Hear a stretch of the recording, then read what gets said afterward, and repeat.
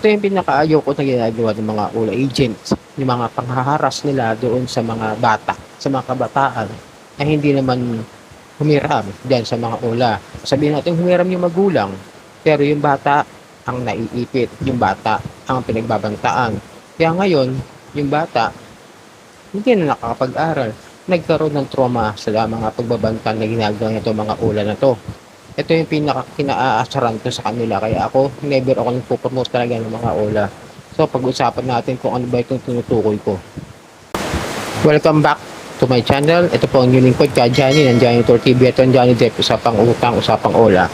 So, bago ang lahat, iniinyayahan ko po kayo na mag-subscribe po kayo dito sa akin channel kung kayo po yung newbies. At sa mga legit at loyal subscribers ko po, maraming pong salamat sa patuloy ng pagsuporta. At paki-like nyo na po, share, hit nyo yung notification bell para updated po kayo sa mga videos na ginagawa natin dito about sa OLA harassment at kung ano ng mga OLA pinaggagawan sa mga to. Medyo nakakainit lang ng ulo yung humingi ng payo sa atin dito. Basahin natin. Morning sir, ang peso cash binantaan kami, tinakot nila anak ko, may masama daw mangyayari, na trauma anak ko, ayaw na mag-aral dahil sa takot. Ang pangbayad ko sa kanila, pinagamot ko muna sa aking anak. Tulungan mo ako sir, anong gagawin ko? Salamat, God bless po. Ma'am, yung pagbabanta nila sa inyo, huwag nyo paniwalaan. Hindi po yan totoo, walang mangyayaring masama sa inyo. Sa tagal ko na nag-aaral at nag-research dito sa mga OLA na ito, ang tanging nagagawa lang nila ay pagbabanta, pamamahiya, at yung mga kung ano ng mga ino-order, pero hanggang doon lang po yun, wala na pong nangyayari. Huwag din po masyado isipin. Yung sa anak ninyo ang nabahala ako kasi nagkaroon siya ng trauma, pero tama yung ginawa nyo na ipagamot nyo muna, huwag nyo bayaran kung pati anak hindi dinamay. Yung bata kasi para sa akin, imbis na makapag-aaral na maayos, imbis na maging maayos ang kinabukasan yan, makatutok siya sa kanyang kinabukasan para sa kanyang seguridad sa bukas. Dahil nga nag-aaral, di ba? Ang bata dapat di natin pinakikialaman niya. Kung may utang ba ng mga magulang, huwag natin idama yung mga bata. Ang hilig pa ng mga OLA agent na to, i-post. Di ba? I-post din, sinasama pati buong pamilya ng isang nangutang diyan sa mga OLA. Pati buong pamilyas. Napahiya nila. Pag hindi naman nila makita yung borrower na naka-deactivate na, sa comment section ng mga friends na nakatag, doon sila nagko-comment, doon sila nagpo-post ng mga pictures ng mga bata ng buong pamilya ng isang borrower na hindi nakabayad. Dito ko asar na asar pag bata ang pinag-uusapan. Kasi bata yan eh. Ano bang malay niyan? Ano bang laban niya sa mga pananakot ninyo? Sisirain niyo yung buhay ng bata, ng kinabukasan ng bata. Ba hindi kayo nakakatuwa? Maghanap kayo na mas maayos na trabaho. Kayong mga loko-loko mga agent kayo, di ba? At bata, dito ko totoo lang, dito ko nagagalit, dito ko nakasar talaga. Nakakahawa. Pero yung pinababayad ninyo, wag nyo, para sa akin i-report nyo yan. Tuturo ko sa susunod na video kung paano kayo magpapile ng report sa SEC para maturuan ko po kayo. Ngayon, yung mga harassments na ginawa sa inyo sa anak ninyo, pwede nyo pong i-file sa PNP Anti-Cybercrime o sa NBI Anti-Cybercrime po para malaman po niya, para mas maging panatag po kayo, isama niyo po yung anak niyo about that para magkaroon din ng seguridad sa kanyang kaisipan na walang mangyayaring masama dun sa anak niyo at nakapag-file na kayo ng report para mas maging maliwanag dun sa anak ninyo na walang kahit anumang mangyayari sa inyo. Isama niyo para magkaroon siya ng kumpiyansa sa sarili na walang mangyayari para makita ng anak niyo.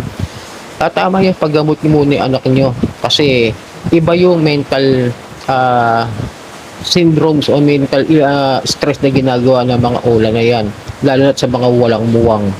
Itong mga loko-loko, itong mga all agent, walang pakialam yan sa mga mangyayari sa buhay ng isang tao. Paano mo nga nang babayaran yan, di ba? Sinira niyo yung buhay ng bata. Uunahin ang magulang. Uunahin ang magulang ang anak niya. Hindi siya makakapagtrabaho. Ano ibabayad sa inyo? Loko-loko. Di ba? Hindi rin makakapagtrabaho yung magulang uunahin paano kayo babayaran? Marereklamo pa kayo. Yan ang dahilan po bakit hindi ako nagpo-promote ng mga lumalabag na mga OLA. Kasi ang pinaglalaban ko rito hindi naman yung negosyo nila na lending Pinaglalaban ko po rito sa aking mga videos is yung unfair debt collection practices, yung mga maling pamamaraan ng paniningil kagaya niyan. Hindi nakakatuwa. Totoo. Ako asar na asar din talaga pag bata pinag-uusapan. Meron pa nga ako mga nakikita dati na pati bata nakapost ako may sexual naka-nude ba? Naka-nude siya pero nabubura naman nila agad kasi sabi ko nga pagka yun na-tsempuhan nyo na save nyo parang pinadala nyo kasi ginagamitan din kayo ng mga videos mga ganyan napakatinding crime na po yan, matindi po yan. Ba ni-exploit nyo yung bata sa kahihiyan, ni-exploit nyo yung bata sa mga threats, ni-exploit nyo yung bata doon sa death shaming, sa mga death shaming. Nakakaasar lang talaga yung mga ganong klase. Pero sana malagpasan niyo po. Yun po may papayo ko sa inyo, ma'am. At huwag kayo masyadong ipapadala sa takot sa mga yan. Labanan nyo na legal. Report nyo. Kung gusto na naman nila maayos, mag-file sila ng reklamo sa inyo. Mag-file sila ng demanda sa korte. Mas maganda yun. Makikita nyo. Diba?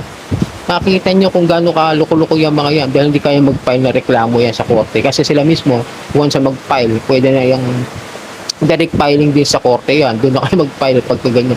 Pero never magpapakita sa inyo yan. Hindi gagamit ng mga diyan pupunta sa bahay ninyo. Hindi po yan makakapagbanta ng iba na hihigit pa dyan. Yun lang po may papayo ko sa inyo. Kaya kung sakali pahingahin nyo po muna siguro talaga yung anak ninyo. Alagaan nyo po na maigi. At yung takot kasi yun yung nagtitrigger karamihan na nagkakaroon ng depression. Kaya yung iba talagang may mga nakakausap ako na na-depress na almost suicide, mag-suicide na talaga sa sobrang depressed nila. Hindi na nila alam yung gagawin nila sa buhay nila. Kaya minsan doon tayo natatalo doon tayo natatalo. Huwag nyo masyadong itigil. Paano labanan yan? Magpalit kayo ng SIM card. I-deactivate nyo nga ang FB nyo. Lahat ng nakatag mention, burahin nyo muna bago nyo tanggalin. And then, i-clear nyo lahat yung cellphone ninyo. Pag install nyo, clear data, clear cache, lahat. Linawin nyo bago kayo magpalit ng number. And then, sa anak ninyo, medyo ipaalam nyo muna, magpalit din po siya ng number. Kasi nakuha na yan, baka pati yung mga nasa FB friends ng bata, tanggalan nyo muna ng FB. Palitan nyo na lang po hanggat maaari. Baka kasi pati ibang tao o ibang kaibigan yan, madamay. Ganyan kaluko-luko yung mga agent.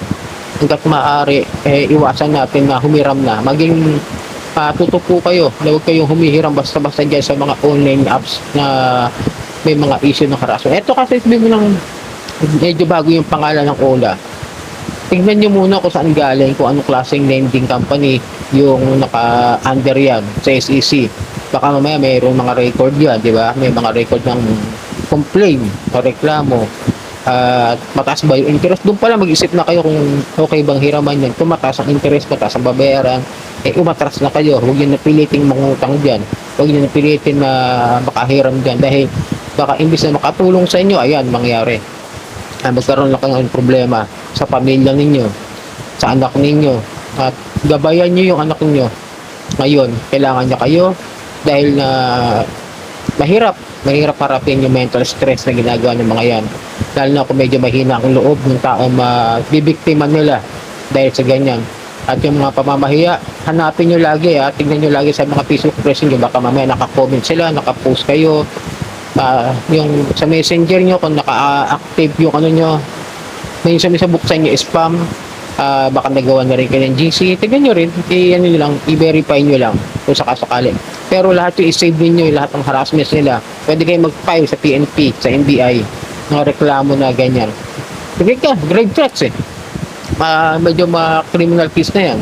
So yun, ma'am, sana maging maayos po yung ninyo. Mag-ingat din po kayo, lalo kayo na may problema yung anak nyo.